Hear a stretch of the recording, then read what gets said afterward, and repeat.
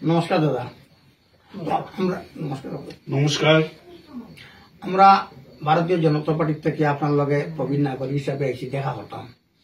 তো আপনার এই ভারতীয় জনতা পার্টির গভর্নমেন্ট বিজেপি গভর্নমেন্ট হওয়ার পরে কি কি সাহায্য হয়েছে না? আমরা বিজেপি গভর্নমেন্ট আওয়ার পরে প্রথমেই আমার ছেলে এসপিআর মানে চাকরি পাইছে। এরপরে আমরা কারেন্টের একটা সুবিধা পাইছি, এরপরে আমরা জলের সুবিধা পাইছি, এরপরে আমরা ঘরের সুবিধা পাইছি, আমরা এই ঘরটা পাইছি এবং আমরা খুব শান্তিতে আমরা বসবাস করতেছি।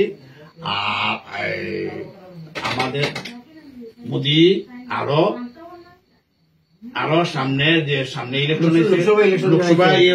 ইলেকশনে আমরা মোদিকে চাই, মোদিকে আমরা ডাকতাম। মোদি আমাদের খুব ভালো লাগে। আগামী লোকসভা ইলেকশনে প্রধানমন্ত্রী হিসাবে আমরা মোদি চাইতেছি না, আমরা মোদিরে আমরা চাইতেছি আগামী লোকসভা ইলেকশনে।